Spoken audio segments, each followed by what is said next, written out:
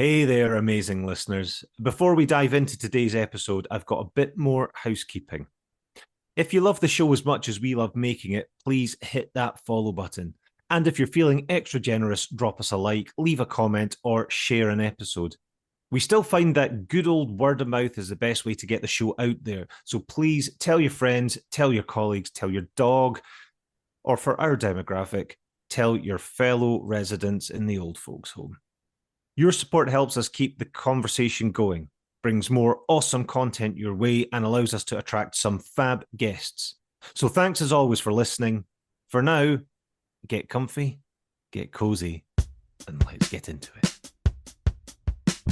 Let's start a podcast about our mental health for no good reason why. Let's call it Bites.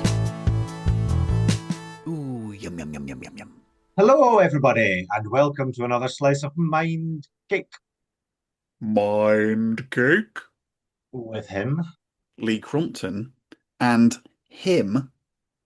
Paul Beeson. How are you, ruggy rascal? I'm all right, Moosh. How are you? Yeah, I'm doing okay. Rolling with the punches, as they say. Yeah. Now, for all our regular listeners out there, this is not season 5. It is not. We haven't It is started that. not.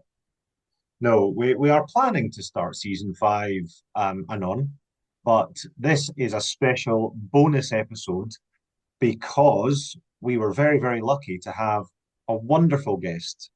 But the timing of getting this guest on was just perfect. So we thought we'd release a little bonus episode to talk about the stuff that we talk about in the thing. Fuck. You're a bit rusty, mate, aren't you? I am. I'm really Yeah. rusty. What the hell was that? Did that even make any sense? I'll take over. Basically, the summer holidays are over in Scotland at least, and are due to be over. The school holidays over very shortly in Englandshire. So we have got a psychologist on to talk about emotion-based school avoidance. I think that says everything we need to do. She'll be introduced when we start the episode. So without any further ado, let's speak to Dr. Carolyne Keenan. Today, we are honoured and privileged to do a bonus episode with Dr. Carolyne Keenan. She is a psychologist, public speaker, mum, Yeah. a regular on BBC One Radio Life Hacks. Yeah. Today, though, with everyone getting back in the swing of going back to school, we are going to talk to you about emotion-based school avoidance. Dr. Carolyne, how are you? I am so well. I'm so pleased to be finally speaking with you as well. Yes, we have been discussing this for a while, and we've finally nabbed you. Yeah, it's good. It's good to be here. Good. Yeah, no, I thought it'd be timely to have a chat because I know you're doing a course on emotion-based school avoidance, is that right? Yeah, so it's launching this week, hopefully to support families that are struggling with this in a more sort of self-paced way so they can do it on their own time rather than trying to cram therapy in around school hours or work hours and all of those things that make it complicated. So are you running the course online or or in person? How does that work? So it's completely self-paced online course that parents can sign up to, and I will take them through sort of 12 weeks. The last sort of 10 to 12 weeks are about kind of integrating everything that they've learned and hopefully implementing it, so keeping up the progress. But from weeks 1 to 10, we'll be thinking about sort of how to recognize your child's emotions, understanding the difference between EBSA and truancy, because they're two things that often get quite misunderstood and it can be quite confusing for parents to know when they're dealing with what. So validating emotions, collaborating with school. We do a lot around what a realistic reintegration plan looks like. So I think a lot of the time parents are quite focused on getting children back into school, but actually there's quite a lot we need to understand about what's at the root of the avoidance in the first place before we push for return to school.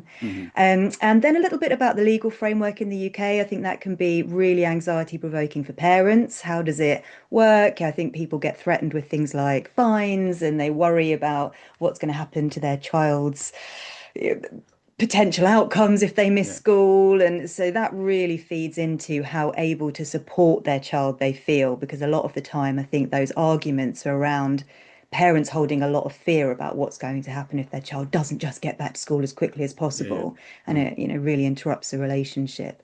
So I hope the course gives parents a lot of hope, but really focuses on that team, making sure that there's a collaborative approach at home, a collaborative approach with school, and allowing children to really trust that the adults have got it together, that they're going to be supportive, understanding, compassionate, and that it's okay that this might be a gradual progression. There's nothing about kind of immediate fixes. And so I think hopefully that's reassuring for parents. Cool. As we've sort of shared messages offline, and I have obviously a vested interest in this from my own perspective, my own experiences going to secondary school, and now having an 8-year-old and a 5-year-old who's just literally started primary school. Yeah. And I had certain emotions when I started secondary school, didn't really know what was happening, what was going on, felt very isolated. So going back to grassroots, you mentioned again, not getting it confused with truancy. Do you want to just explain what emotion-based school avoidance is? Yeah, so it is very different to truancy. So it happens when a child is experiencing such sort of intense distress about going to school that it just becomes very hard for them to attend. So it's not about laziness. It's very rarely about them not being interested in education. It's about big emotions. So anxiety, fear, sadness, and then avoiding school becomes a way to cope with it. But over time, that avoidance makes the problem worse. So anxiety loves avoidance. And in the short term, the tricky bit is that it can be quite effective. When we're avoiding the problem, the thing that's making us feel anxious, in the short term, we do tend to feel better because we're not having to worry about it. We're not having to be exposed to it. But over the long term, our brain just builds up a stock of evidence that if we don't do it, we feel okay. And when we do try and do it, we don't feel okay. Yeah. And our brain's never getting the opportunity to learn that we can do these things and be all right. And, our brain needs that evidence to learn that we can cope. And that's how we build resilience and how we build trust that we can do hard things, etc., etc. Yeah. No, you said about, excuse me, you said about resilience. And there's one thing when I was chatting to my mum about my my episodes when I was joining secondary school, and she said, "Well, but it stood you in good stead." Do you know what I mean? It's all part of, it's all not toughening up, but it's all good experience and makes you able to cope with things in later life. I wouldn't necessarily agree with that, Interesting. because when I started secondary school, just to put this into context, when I started secondary school, I was very, very ill, to the extent that I would get myself so worked up that I would make myself sick. And I don't mean make myself sick as in stick my fingers down my throat. I just mean I would be physically sick and sort of hyperventilating with just anxiety. Obviously, I didn't know it was anxiety back then. And I think this went on for probably a couple of months, to the extent that I was making up stuff at school to mask, because I was that embarrassed about the fact that I was like just bursting into tears at school for apparently no apparent reason, that I would make stuff up to try and mask that. But also then in later life, when you talk about resilience, I still remember. So is that a case of missing my parents, I guess? Is it, is it homesickness? Is it because my parents weren't there? But, when I look back now, I still got that if I went on cub camp, those sort of feelings of disassociation and feelings of disconnection. I would get it on family holidays, even though my parents were there. I was just in a different, I suppose it's just changed. It's just, and I mean, I still get it, not to that extent, but I would still get it now if I go on holiday. I don't know if that's a common thing where, the first 2 or 3 days on holiday, it takes you that time to sort of find your feet and just get to know your surroundings and feel kind of the first couple of days. I'm usually quite foggy because I'm just a bit kind of disconnected. So I guess, yeah, just talking about is that in your experience, I say common, but is that the how it manifests mainly to that extent? And then do you find that people are more resilient later on if they can cope with that? So it sounds like what you're describing is a real fear response. So your brain was interpreting the stimulus, which was going to school, as something to be incredibly frightened about, so a threat.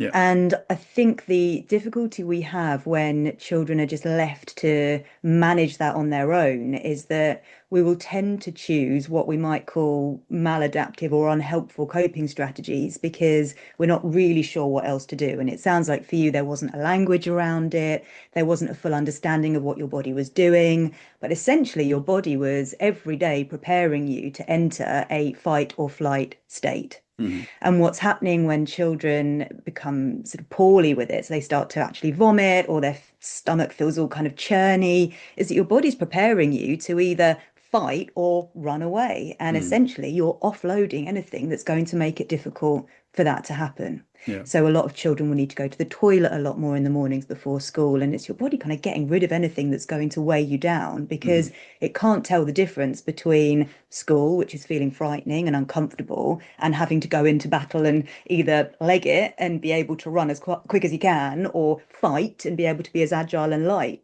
Yeah. So it sounds like you were kind of preparing to do battle every day, but not getting the support around it. So you were doing the best you could, and it sounds like that was to try and find ways to avoid it by making up stories to get out of it. So if I don't have to do it, then maybe I'll feel a little bit better.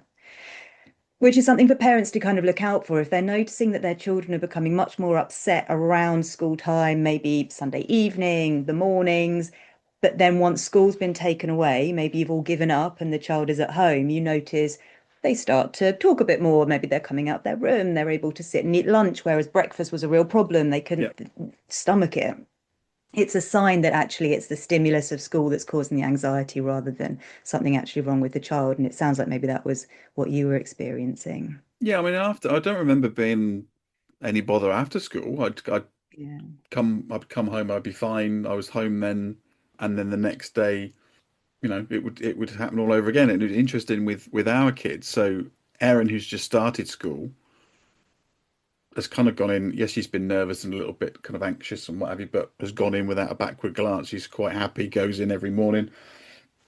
Touch wood, I know this can all change, but she seems to be fine. Whereas I would say Izzy, who's again being Sunday night last night and having to return back to school, even though she's now P4, was maybe a little bit more worried and a little bit more concerned about going back. So, I mean, is there I suppose a type?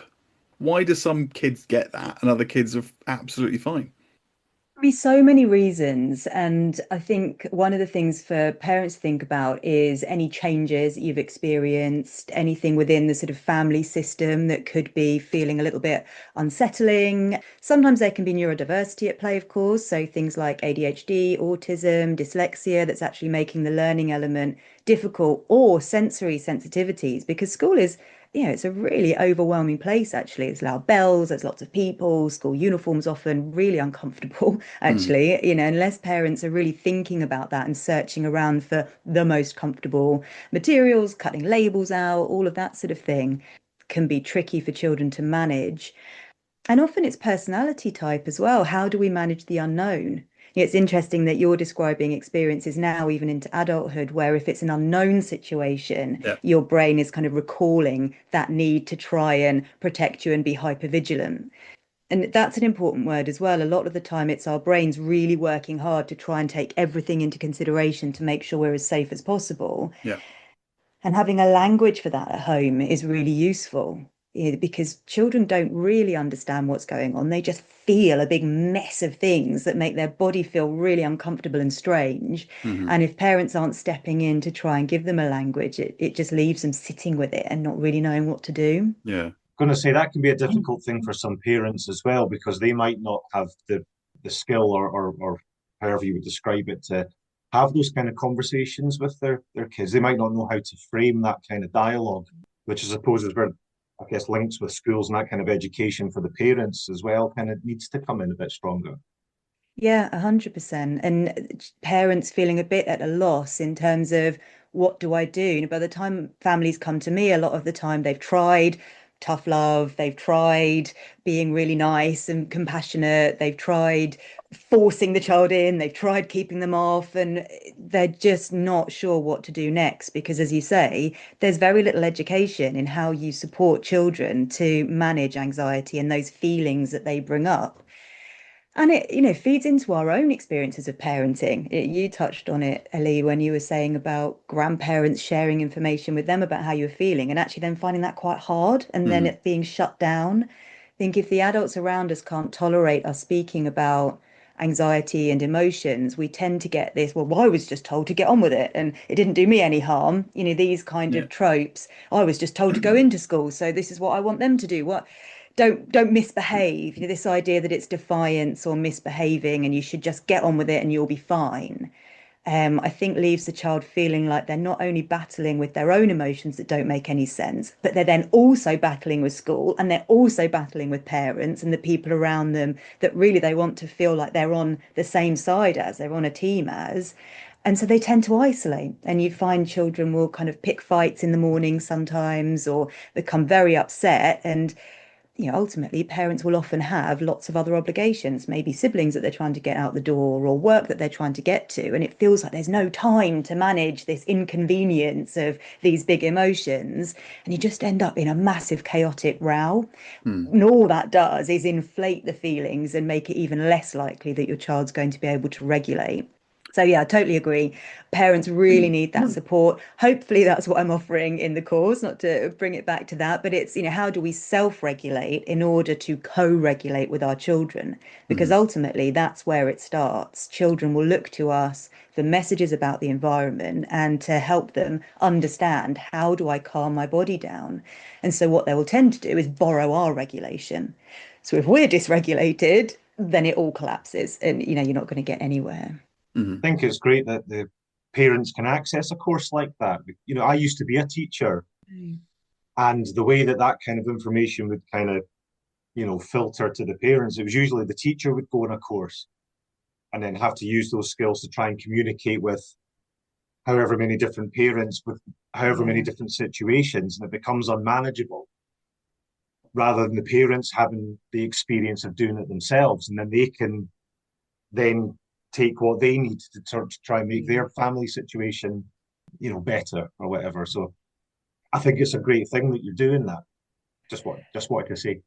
Thank you. Yeah, That's such a hopefully. And I core. think one of the things that parents say to me is that they just don't know where to turn. There's a lot of shame and a lot of embarrassment, particularly if friends' children are going in without any problems, seemingly, and your child's not. I think, really being able to understand that this is not a failure as a parent. A lot of the time, it's either not having the space to take care of yourself in the way that you need to then be able to educate your children to do it, or things that are just beyond your control that need this whole team approach that often we don't feel like there's time for. So, yeah, I really hope that it is going to take the pressure off that kind of child, because a lot of the time I think the problem is located in the child. And like you say, it is about teachers and parents collaborating in order to create a really solid structure around the child so that the child feels safe again. Mm-hmm. Mhm. It's interesting that now, with Erin going up to primary school, there's, I think, a lot more in the integration in terms of she'll go in, or she's been in and done like a lunch. So she's Yeah. gone into the primary school and done a lunch, and I met her for lunch, and we had our lunch together in the canteen, and she's done other visits. But again, that said, so things have moved on from, when I went to school. I don't ever remember having a problem infant school and junior school. It was only when I went to secondary school. And I think it was that feeling of being, like you mentioned, overwhelmed.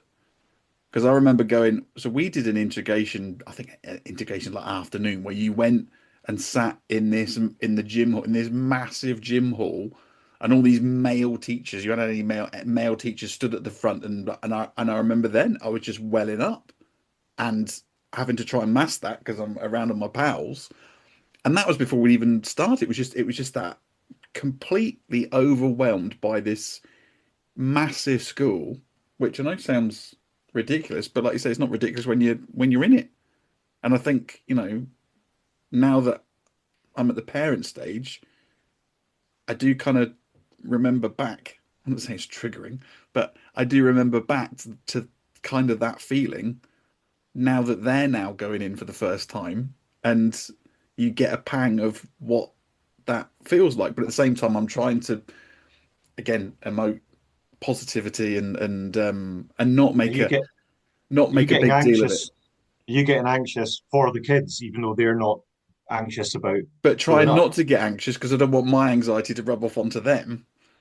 And yeah, it's an interesting time. It's a big step, and it's just I think it's you see now we're on week 2 of the first year of primary on in Scotland, and again you stand at the door and there's some kids who are just couldn't give a monkeys and go straight in, and others who are not coping great at all. And it's just interesting to see.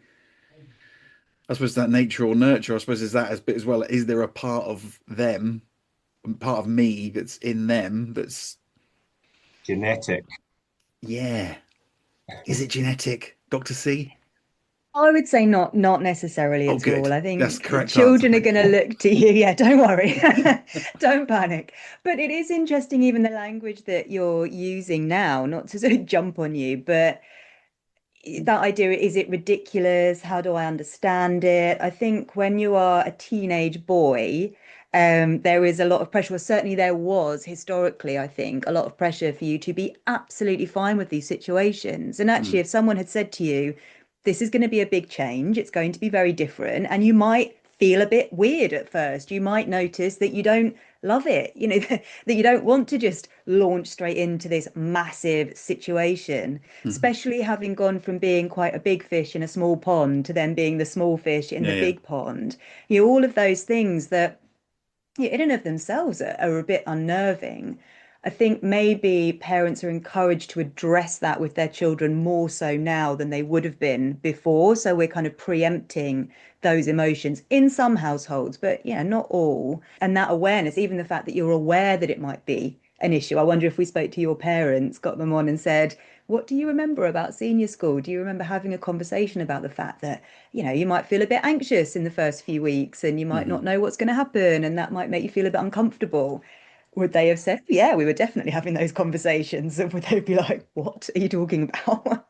Hopefully, there's more in schools now to prepare kids for. I was going to say school, but yeah, I guess life and how you manage those emotions. Because, like I say, again, not to that extent, but on some jobs, if I start a new job, I will get those feelings of disassociation and disconnection and I'm very, very fuzzy and very kind of foggy in the brain and yeah, do feel very disconnected. So I guess if you wouldn't mind condensing your 12-week course into a few sound bites, what would be your top tips for parents who are struggling at the moment, or to say parents who are struggling, but parents who are struggling to, I suppose, regulate themselves before they regulate the Mm. kids. Yeah, so firstly, do that. Learn Mm, about what you need to regulate. And I think sort of self-care and regulations become a bit of a dirty word. And where do you get the time for it? It doesn't have to be spa weekends and expensive days out. I think just stepping outside with a cup of tea on your own and taking some deep breaths in the fresh air, that's what we're talking about. Just real basic level nervous system reset stuff. Because Okay, all right, that's enough. Is it? It's just I'm gonna call somebody out on this because actually my wife went to get this, a sound bath, but it was in a swimming pool. So they lay on lilos and just sent me pictures of this, and it's a sound bath on presumably on like a big waterbed, right, and listening yeah. to gongs and shit. And it looked like because all had these eye masks on, and it all looked like that scene when they've all been plugged into the Matrix. It's like that. But what you're saying is just a cup of tea outside will do. You don't need to go to a swimming pool and loll up about on a lilo. I mean, if you've got time for the Mm. Lilo, perfect. I mean, Yeah, it yeah. sounds gorgeous, but I think there's a lot of pressure on parents, and it feels a bit like I don't have time for that. This isn't something I need to worry about because actually I've got kids to get to school and I've got to get to work and I've got to put the washing on. What are you talking about? Self-regulation, self-care. And I think actually it's about, yeah, taking a few deep breaths, framing your day in the morning before you get out of bed, some deep paced breathing before you go to sleep at night, some deep paced breathing, and doing it as part of a daily routine so that you're not waiting until you're in absolute crisis, ready to blow your lid, that Mm. you're doing these smaller things every day. I talk about treat yourself like a baby a lot on social media. How do we do our basic needs stuff? And it's thinking about how do you look after a newborn? You feed them nutritious, good food. You make sure they're hydrated. You get them outside into the fresh air. You make sure they're doing some movement and you get some sleep. Hmm. But these are the things that as adults, when we've got a lot of stuff to be worrying about, are normally the first things to go. Yeah. We stop eating whole foods, processed foods come in more because we don't have time and totally understand that. But if we can strip it back, when was the last time I had a glass of water? Am I getting outside and doing a bit of movement, stretching and things like that? Hmm. Doing those 5 things regularly is going to make a huge difference, much more of a difference than going to a sound bath once a month might make. Although lovely, those things are great, but I would say they're the cherries on the top of the cake. And actually, your absolute basics is, are you eating good, nutritious food? Doesn't have to be complicated meals, just fruit, veg, whole foods, not everything out of a packet. Are you getting enough sleep at night? Is Hmm. your body hydrated? And those things are going to make it a lot easier when your children are struggling to take those breaths and respond rather than react. I think the world is so fast paced, we're very reactive to things, and Hmm. it doesn't take much to tip us over the edge. So the more we can lower that baseline anxiety and really have our nervous systems as managed as possible, the better it is when the people around us that need us to be able to support them, need that stuff from us. Hmm. Co-regulation, I think, is a magic word, and it's Yeah. something that can put a lot of pressure on parents. But actually, it's about being still. It's not always about having an answer. It's just about sitting with your child and being a calm, safe space. Hmm. Slower breath, lower voice. I'm here. It's okay. We're going to be all right. Hard to do though when you're sleep deprived and stressed and there's not an awful lot of time. Yes. We did an episode with a guy on shed, wasn't it? Shed therapy. So sleep, Yes. hydration, exercise, diet, and like you say, Yeah. if you can get those 4 plates spinning, again, it's Yeah. it's easier said than done. But if you can get those 4 plates spinning, then you're probably not doing too bad. But like you say, there's always, you might have a period where you get your sleep and you get your exercise, but you're not maybe hydrated and your diet's shit. So yeah, trying to get them I've all. recently I got one of those big bottles that's got the times Oh of the day yeah. down the Yeah. side. Little prompts. Yeah. And do you know what? It's worked wonders for me. I'm now drinking the right amount of water every day because when I look at the bottle, I'm like, oh God, I've got 2 hours to catch up on. And it sounds so silly because like, I'm a grown up. I should know that I've got to drink a certain amount of water, whatever. But that just works for me. And now, do you know what? I feel so much better. Yeah. Like And you genuinely, look even better though, too, Paul. thank you, Lee. Since the last time I saw you, which it's been a while. It's not been that long actually. You look like Mm. you regressed 10 years for all that water you've been drinking. Now, are you It one is, of yeah. those? I'm going to say idiots, right? I'm going to say idiots. Are you one of those idiots that insists on having the whole 2 liter water? They have to walk around with this like keg of water, or are you just a normal person that has the liter bottle, then refills it at lunchtime, or do you need to walk around with the keg like an idiot? It's well, I It's suppose a I'm half keg, an isn't it, idiot. Paul? It's a keg, but it's not 2 liters. It's somewhere in the middle. However, That's handy. I don't take it like when I'm walking up to the shops or something. Do He you know what I does. mean? Like He does. it's just like that's in the house. I've Alarm got a workout small. while you're going. Oh yeah, get a keg in each hand. Like a It's big the movement dumbbell. bit. Yeah. Hmm. No, I have a smaller bottle to go in my bag, and I just have to kind of work it out. But yeah, if I'm just working at home, it's kegorama. I Yeah. imagine you have one of those, like the hikers have with the strap with the straw that go like Oh, yeah. the camel things.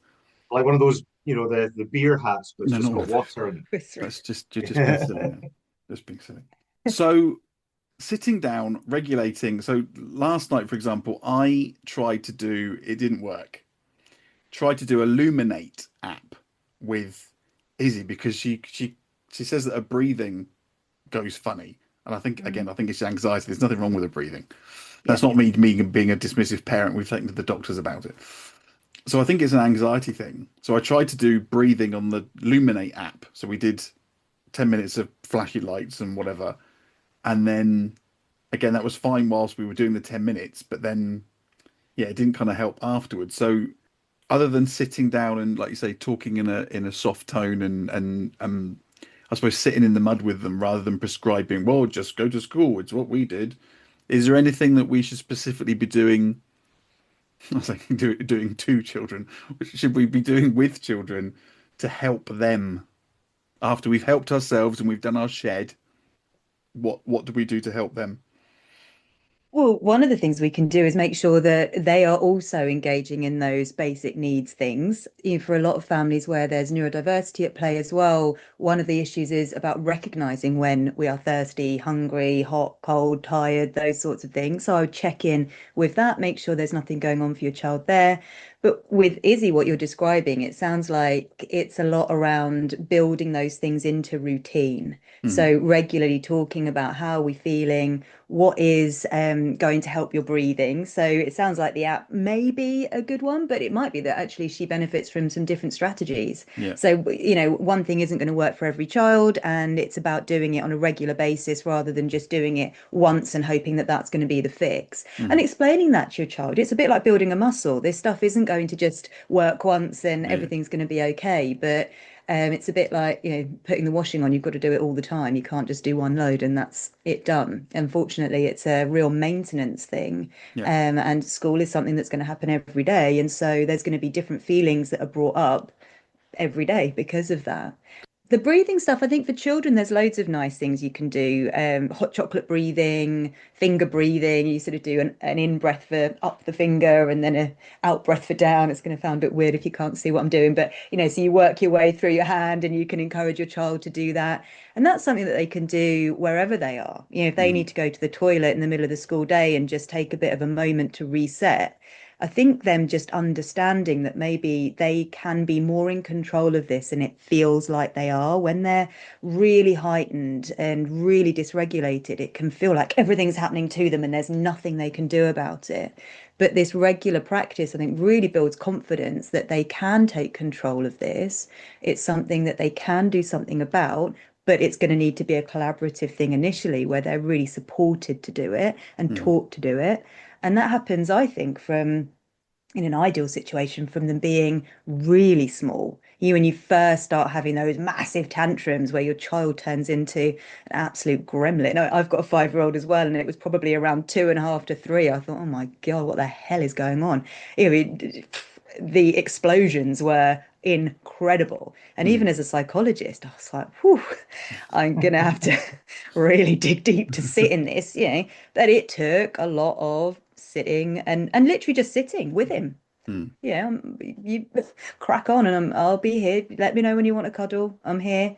Yeah. And honestly, it took me doing an awful lot of deep breathing myself to not be like, you need to stop now. That's enough. I've had it. This has gone on for long enough. But that process of doing it from really small, I think, is what then helps them recognize that everybody can weather the storm together Mhm. rather than, oh, I'm in it on my own and I can't talk about it and no one's going to listen. Nobody knows what to do. It's really building that trust that the adults around me have got this. And Yeah. that's where the collaboration with school comes in as well. But do you want to speak about that, Paul? Did you get trained in anything when you were teaching yourself, or was it? Well, again, we had like 'cause I worked in the private sector as well, so and this is where it was quite good. Like the parents were always in contact with nearly every member of staff, and I had guidance responsibility for a group of kids. So you over the time I worked there, you got to know the families really well. You got to know about existing things and stuff really well. When it came to training, though, we had a couple of great sort of heads of guidance that went to these courses, but then they would run courses with us. We were kind of getting the Mm. information filtered to us, so then we could try and speak to the parents about things like that.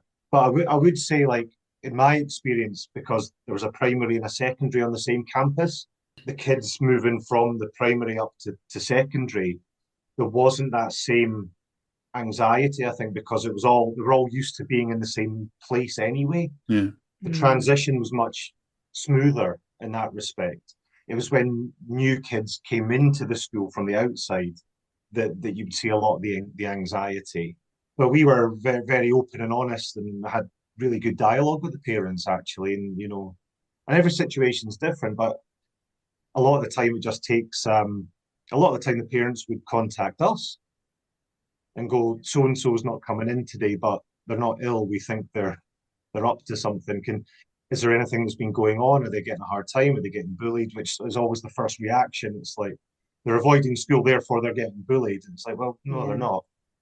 So yeah, I mean, I guess my experience was fairly straightforward compared to what some teachers and families have to go through. Yeah. Hmm.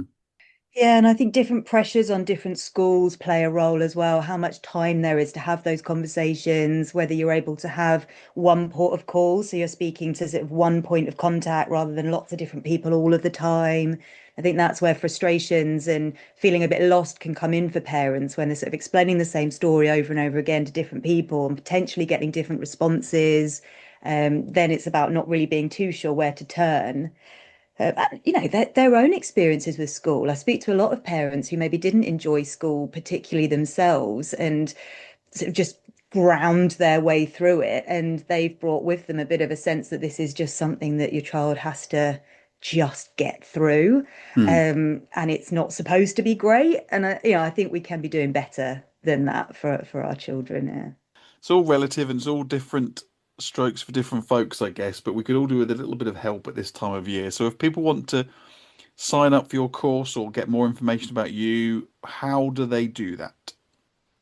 I think the best place to go at the moment would probably be to my Instagram. So it's at Dr. Carolyne Keenan, and it's Caroline with a Y, which is a bit unusual. But the all the course information is there. We're doing full launch at the moment. If anybody signs up to my waiting list, then there is a £200 discount and then £100 off if you get the early bird, and then it will be full price from next week. So worth heading over there now, probably, if you want a bit of money off. But they can get all of the course information in the link in my bio if they want to have another look at sort of what it actually involves, what each week's going to entail, and what they'll be learning. And then I would recommend heading there. Yeah. Fantastic. Okay, and we will put a link in our link tree and in the show notes. So if you're interested, Thank you. then yes, please check out our show notes and yes, fill your boots with all the preschool stuff. Can people still hear you on Radio 1? Yeah, so I'm not on every week, but that's where you can find me sort of talking about mental health related things. It's a great show. So it's on Sunday evenings on BBC Radio 1 and it's life hacks. So yeah, highly recommend for some good advice on general life things. So is that people sending in questions and then you answering them? Yeah, so it varies week on week. They had Michelle Ellman, I think it is this week, and she is a life coach. And so she was talking about situationships on Sunday evening. I've done things like grief, masking mental health, how we kind of reach our goals, particularly sort of mid-year when they might be flagging a little bit. And we try and do a lot of kind of general interest topics that Hmm. people might be struggling with. Yeah. And people will either ring in or the presenters might have questions already lined up. Sometimes people send in some really good texts and calls, so that keeps me on my toes. And it's obviously all live, so yeah, I quite enjoy it because it's Well, nice, fast pace. we did have a question in when we were going to do this originally. We did have a question Yeah. in for you, which I'm paraphrasing, which was basically, are psychologists always analyzing someone that they're talking to? Now, it wasn't me that asked the question, but I have a friend who is a psychologist, and I can't help feeling sometimes that she's psychoanalyzing me rather than just having a conversation. Well, what do you think you should do in this situation? I'm like, you're talking to me in psychology speak now, aren't you? So are you, Does that make you how feel? do you Yeah. switch off from psychologist to, don't take offense to this, normal person? Yeah. I mean, I think it depends how committed you are to your career.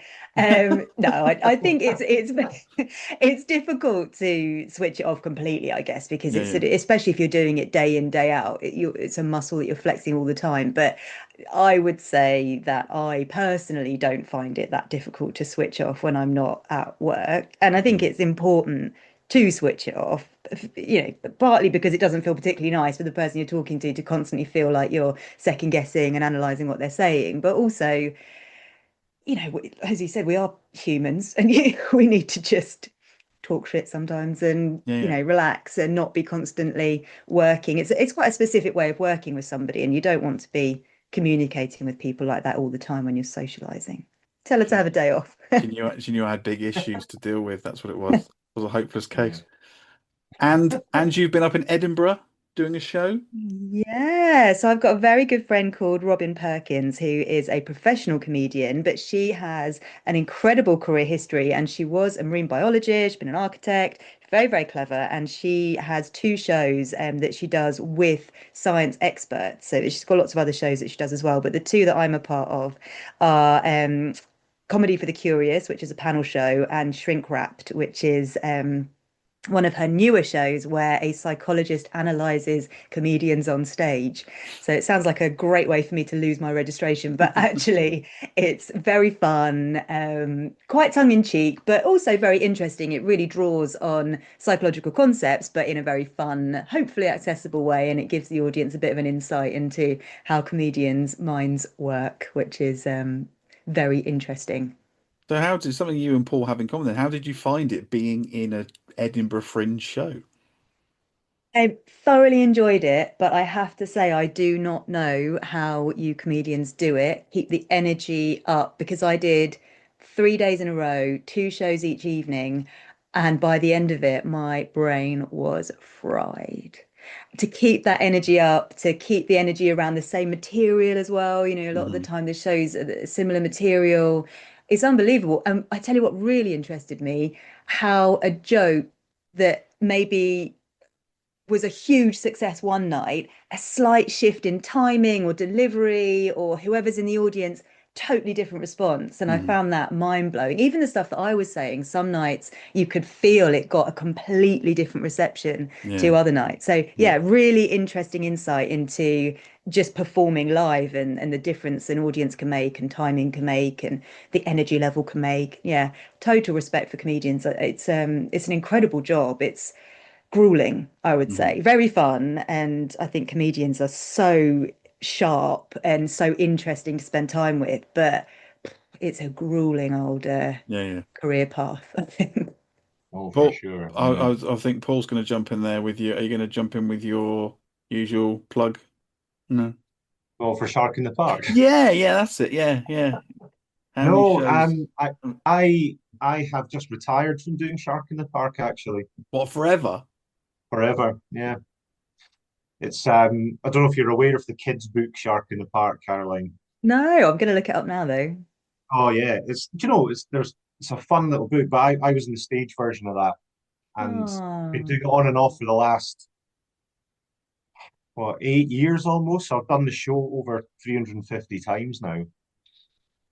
So they asked me to do And it being again. being a kids show is, like you say, high energy. Oh, the energy Yeah. that you need. Yeah. Now, Danny Glover, when he said in Lethal Weapon, "I'm getting too old for this shit," he was younger than I am now, and that's how I felt. They asked me to do it again at Christmas. I just went, I can't. It's just destroying me. I can't. Well, So talking of Christmas, are hung up with you Scrooge. going to be doing the Polar Express again this year, Paul? That's the word on the street. That's the question that everyone wants answered. Are you doing Polar Express? I am not doing Polar Oh, Express this year. 3 years in a row, and I'm like, nah, I need to do something different. I need a change. Yeah. that noise you hear, Caroline, is a nation of children sobbing into their pillows. Oh, Poor little children. I get it though. Keeping it up and doing it year on year with the same energy and the same enthusiasm is Yeah. hard. I think, it's not just for me personally. I think the show could benefit with a new cast member as Definitely. well. Yeah. Definitely.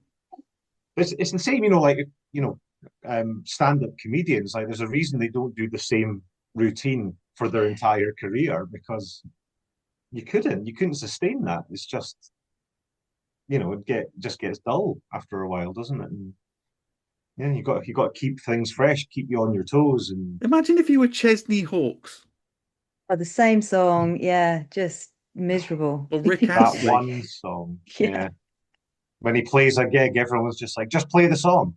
Play that and one. then go. You don't care about the rest of your back catalogue. Just play Mm. that one song, please. But I've got a new album coming out. Don't care. Don't care, Chesney. Okay, Anyway. well, on that nonsense, there's probably a good time to wrap up. Caroline, thank you so much for coming on. Thanks for having me. I've loved it. So, Paul, did that take you back to the classroom? Yeah, yes, like a Vietnam flashback. Mm.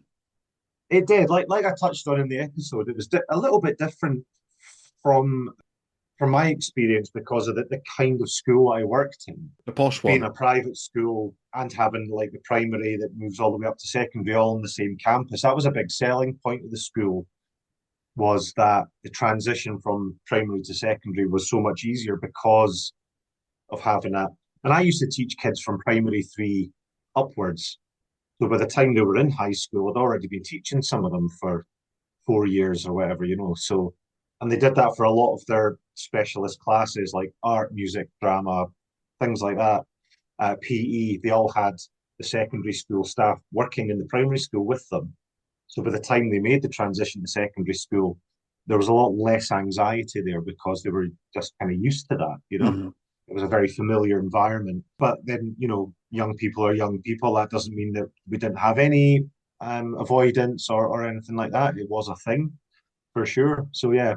But I think what is great is that the work that Caroline is doing is sort of trying to help the parents, and also that the emphasis on trying to get the parents in the schools talking to each other. I think is such an important thing. Mhm. And obviously, you know, she's got a profile, you know, she's well known. So that could only be a good thing, like to get people interested in sort of thinking about it too. It's fabulous. Yes, no, she was very good. But actually, just speaking to you there, I just wondered whether teachers get school avoidance as well when, you know, at the end of the holiday, they cannot bear to go back and find it overwhelming. Yeah. Can teachers sign up for your course? Quite a lot of teachers get that. Remember that feeling you used to get on a Sunday night when the Antiques Roadshow theme tune was playing on the telly, and you go, Last of "Oh, I've summer got wine. school." All right, yeah. Songs of praise, take your pick, whatever the triggering song for you on a Sunday evening was. Well, I still do that now. I Um, have my one bath of the week on a Sunday mhm. and watch old runs of Last of Summer Wine. You still do that now. Yeah. Or Heartbeat. Maybe that's why you still feel anxious today because you've Possibly, not got yeah, out of because that I never get out of that loop. It's like Groundhog Sunday. Yeah. I mean, teaching is also one of those jobs, I think, like certainly from my point of view, I mean, I got to the point where I couldn't do it anymore and my mental health was suffering. But there's other teachers there who hate what they do and they drag themselves in day after day, week after week, you know, summer after summer. I don't get it. I don't, it's not the kind of job you can do if you don't like, I don't think. I certainly couldn't do it if I didn't like it. Why would you put yourself through that? It's mental. But you love rugs. I love rugs. and aristocrats who own expensive rugs. You love an Yes, aristocrat, don't you? I do. I love all the Disney films. Yeah. Going off at a slight tangent, obviously. Talking of Disney, Yeah. it's not a Disney film, but K-pop Demon Hunters. Yeah, so this was on my list of things to ask you about. Oh, is it? I saw your social media posts with the lovely drawing that your daughter did. No, you're the second person who's thought that. She's 5, right? Uh-huh. That was my drawing. Sorry. I know it looks Uh, like a 5-year-old's done it. yeah, well that's why my automatic thought was that it was your little one. No. So I had a message last night to say that you've got like a child genius. That picture's really, really good. And then I sent them the actual picture of what my 5-year-old daughter did.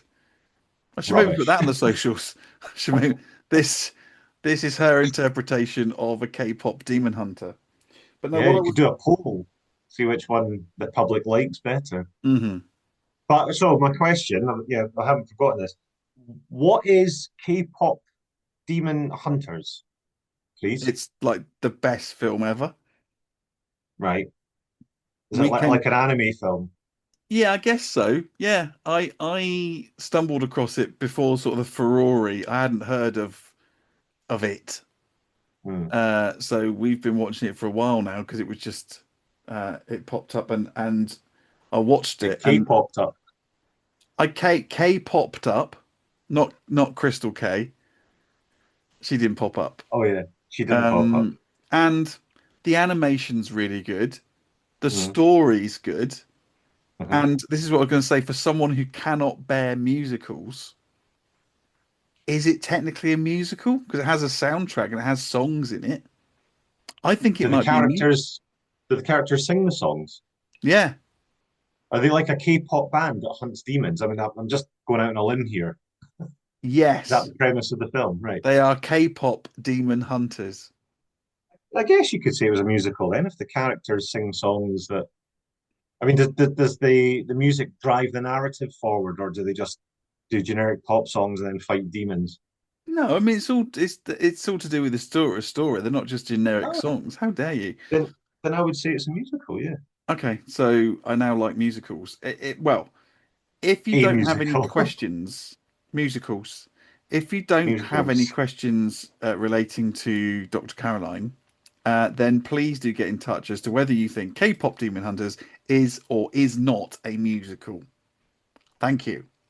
That'll get the engagements flooding in. Yeah, put that on the socials. Yeah, yeah. Paul, do your housekeeping. Thank you. If you can remember it. Holgis's housekeeping. Oh, how very lovely. So you can find us on Instagram if you search for @MindCake Podcast.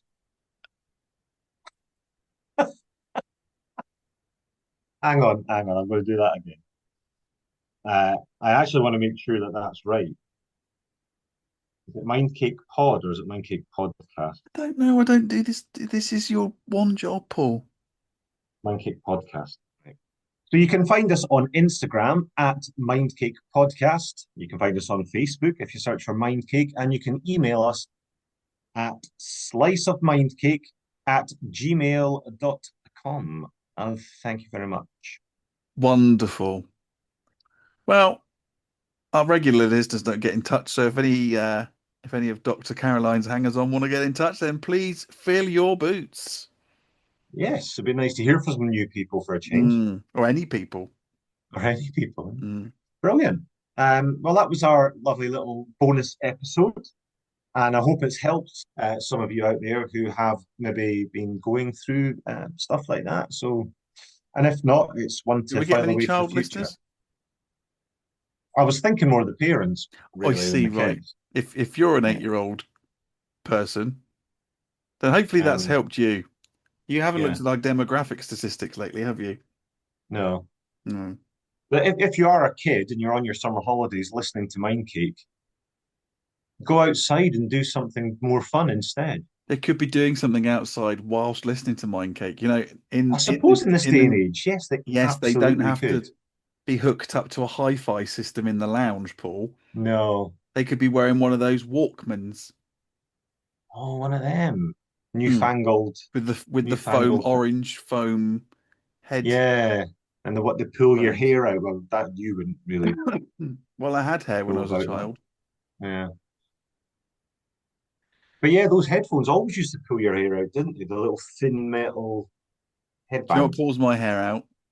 What's that? You. Me. Mm, Oh, banter. mm. Right, Mush, shall we call it a day? Yeah, let's wrap it up, Buttercup. Bye then. Okay, thanks for listening as always, and we Yes. will see you in some capacity soon. Yeah, we love you. Let's start a podcast about our mental health for no good reason why. Let's call it Bites. Bites.